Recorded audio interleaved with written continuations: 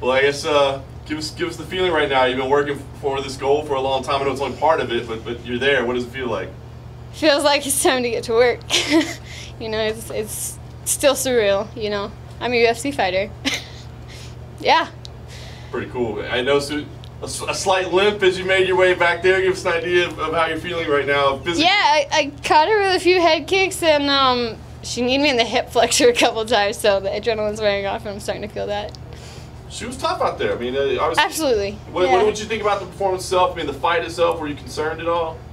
No, I don't go into fights with fear. You know, respect all, fear none. But I mean, she's tough. She was definitely the strongest fighter I've faced so far. You know, I mean, she has the full woman strength. You know, that I'm still trying to gain. But yeah, she's definitely tough. We've seen a lot of fighters that had quick finishes get contracts this season. So I wondered what your mindset was as the fight's playing out. Do you still think, hey, the contract's possible, the UFC's possible? I mean, does your focus change at all? Give me an idea.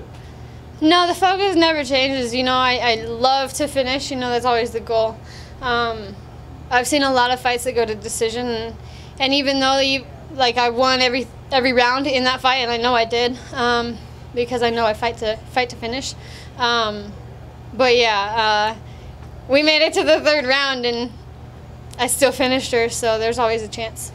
And last thing for me, you've been incredibly open about your goal of being the youngest UFC champion.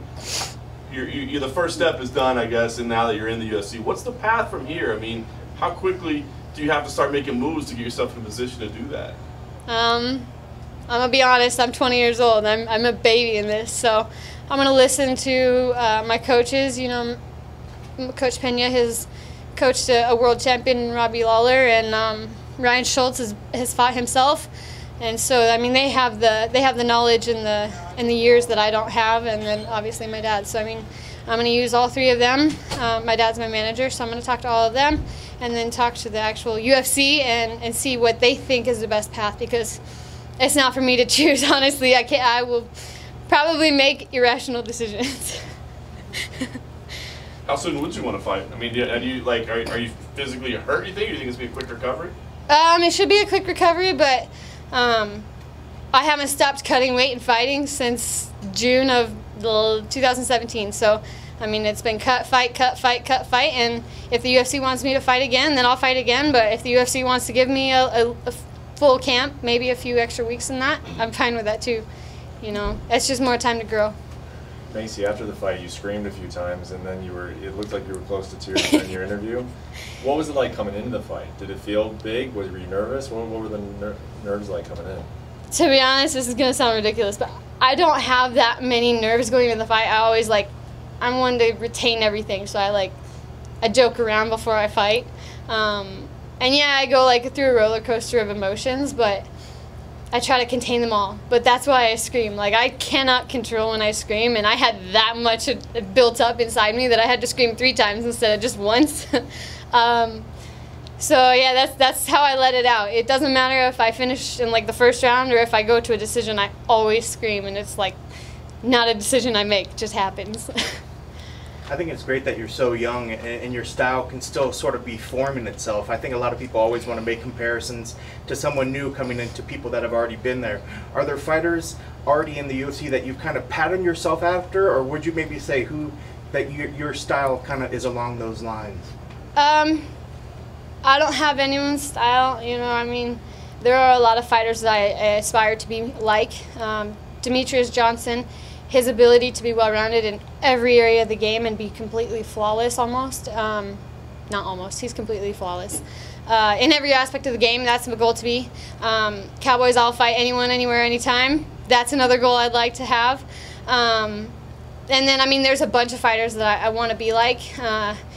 Conor McGregor, he talks a lot and he gets paid well, so that's another thing I'd like to do well. But honestly, I don't feel like I look at a fighter and I'm like, oh man, I really want to be like them, because I want to be my own person. And if you're your own athlete and you're your own style, then it's hard for anyone else to be you, you know, and it's good to be unique. What kind of pressure comes along with being an undefeated fighter? What's your mindset like when you come into a fight like this with so much on the line? I wouldn't say there's pressure. I mean, it's kind of like not a good thing to say, but at the same time, I mean, everyone's going to be beat, you know, and if you're not beat, it means you haven't faced someone who has challenged you enough, because when you lose, you learn something that you have to work on, and I feel like, you know, I just haven't fought a fight where someone is like that much better than me to make me feel like, oh man, I really gotta work on this area of my game. So I'm not afraid to lose, but at the same time, I'm gonna keep trying to improve my game so much faster that I don't take a loss, because that means that I am improving a ton, and I'm just becoming that much better of an athlete.